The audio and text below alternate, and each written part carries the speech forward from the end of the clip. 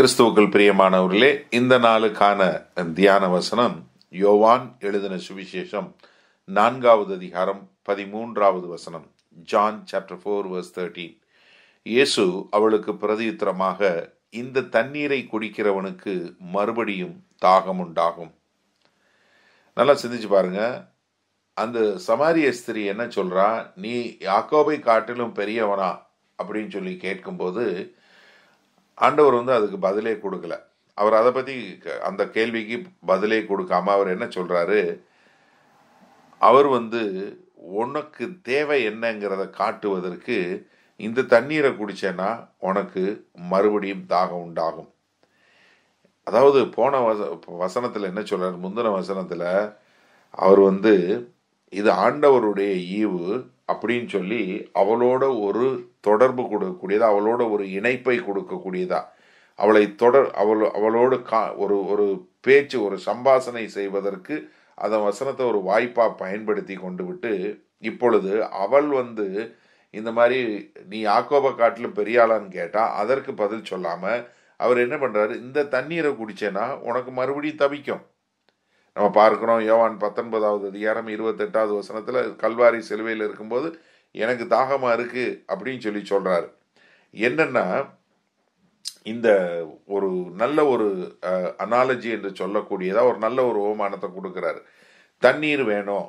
ஏன்னா தண்ணீர் நீங்க குடிக்கும்போது அது என்ன பண்ணுது, இந்த சூடுனால உங்களுக்கு வரக்கூடிய தாகம், அந்த தாகத்தை தணிக்கிறது, உங்களை மறுபடியும் ஒரு புதுப்பிக்கிறது. அது உங்கள் உடம்புக்கு தேவையான தண்ணி, சூடுக்கு எதிர்பார்க்க ஒரு காரியம். அது மாத்திரமல்ல, உங்களுக்கு ஒரு புத்துணர்வையும் உங்களை அப்படியே ஒரு ரெஃப்ரெஷ் பண்ணக்கூடியதாக இருக்குது. ஆனால் மறுபடியும் உங்களுக்கு தண்ணீர் தாகம் எடுக்கும். அதனால் நீங்கள் மறுபடியும் குடித்து கொண்டு தான் இருக்கணும். ஏன்னா எவ்வளோதான் தண்ணி குடித்தாலும் மறுபடியும் உங்களுக்கு தாகம் வரதான் செய்யும். ஏன்னா நீங்கள் வெயிலில் போகும்போது உங்களுக்கு மறுபடியும் தாகம் வரதான் செய்யும். அப்போ நீங்கள் மறுபடியும் தண்ணீர் குடிக்க வேண்டியிருக்கும். இந்த தாகம் என்பது போகாது. ஆனால் எபேசியர் 5:18 சொல்லும்போது என்ன சொல்லுது, நீங்கள் ஆவியினால் நிறைந்தவர்களாய், be filled in the spirit. அது எப்படி அங்கே உள்ள ஒரு டென்ஸ் என்னன்னா, எப்பொழுதும் நிரப்பப்பட்டு கொண்டே இருக்கணும். அதாவது ஒரு ஓவர்ஃப்ளோயிங் லைஃப்பில் இருக்கணும். இந்த ஜீவ தண்ணீர் எப்போ இருக்குன்னா நமக்குள்ளே ஓடக்கூடியதாக இருக்கணும். நமக்குள்ளே இருந்து போகக்கூடிய ஒரு தண்ணீராக மாறக்கூடியதாக இருக்கணும். ஏன்னா எப்போ நீங்கள் தாகமாக இருந்து ஆண்டவராகிய இயேசு கிறிஸ்துவிடம் ஒரு தண்ணீர் குடிக்கும்போது உங்களுடைய இருதயத்தின் உள்ளத்தின் ஆழத்திலிருந்து என்ன ஜீவனுள்ள தண்ணீர் நதிகள் புறப்பட்டு போகும் என்று சொன்ன வார்த்தையின்படி உங்கள் இருதயத்திலிருந்து அப்படிப்பட்ட ஜீவனுள்ள தண்ணீர் உள்ள நதிகள் புறப்பட்டு போகக்கூடியதா இருக்கும்போது அதன் மூலமாய் மற்றவர்கள் அதில் குடித்து ஆண்டவரை அறிந்து கொள்வதற்கு. சரி, இந்த நாளில் இந்த வசனத்திலிருந்து நம்ம என்ன அறிந்து கொள்ள முடியும், எப்படி நம்ம இந்த வசனத்தை கை கொள்ள முடியும்?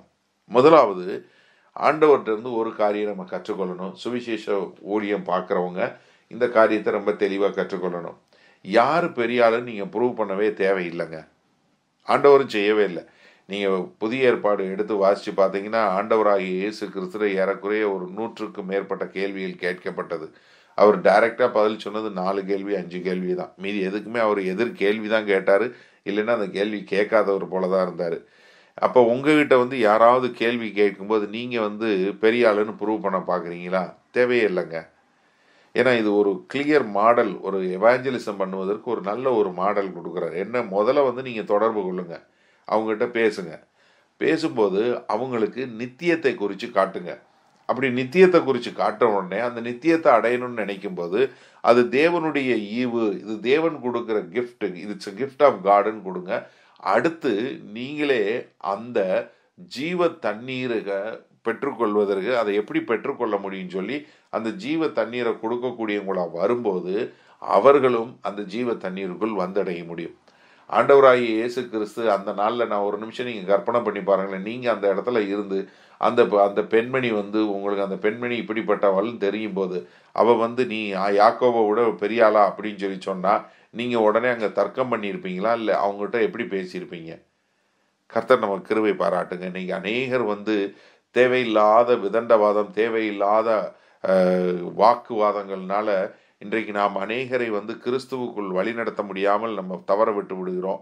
இன்றைக்கு நீங்கள் ஆண்டவருடைய இந்த மாடல் எடுத்து தொடர்பு கொள்ளுங்க, அவங்களுக்கு நித்தியத்தை குறித்து காட்டுங்க, தேவனுடைய கிருபையை காட்டுங்க. கடைசியில் நீங்கள் கிறிஸ்துவை கொடுங்க. அவங்க ஏற்றுக்கொண்டு அவர்களும் நம்முடைய சகோதர சகோதரிகள் வர கிருபை பாராட்டுங்கள். நல்ல ஆண்டவரே, இந்த செய்தியை கேட்டுக்கொண்டிருக்கிற எனக்கு அருமையான சகோதர சகோதரி ஒவ்வொருவரையும் பிதா, குமாரன், பரிசுத்த ஆவியின் நாமத்தினால் ஆசீர்வதிக்கிறோம். ஆண்டவரே, தாங்கள் பெரியவர்கள் அல்ல, தங்களுடைய சபை பெரியவன் அல்ல, தன்னுடைய ஊழியக்காரன் பெரியவன் அல்ல, ஆண்டவராகிய இயேசு கிறிஸ்துவே தேவை என்பதை உணர்ந்தவர்களாய், அவரை மற்றவர்களுக்கு அடையாளம் காட்டி கொடுக்கிறவர்களாய் இவர்கள் ஒவ்வொருவரும் வாழ வளர எங்கள் தேவன் கிருபை பாராட்டுங்க. இவர்களை ஆசீர்வதிக்கிறோம், இவர்கள் குடும்பங்களை ஆசீர்வதிக்கிறோம். தேவ கிருபை, தேவ இரக்கம், தேவ தயவு இவர்களோடு எப்போதும் இருக்கட்டும் என்று அருள்நாதர் இயேசு கிறிஸ்துவின் இனிய நாமத்தினால் ஆசீர்வதி ஜெபிக்கிறோம் ஜீவனுள்ள வல்ல பிதாவே, ஆமேன். கர்த்தர் உங்களை ஆசீர்வதிப்பாராக. நாளை சந்திப்போம்.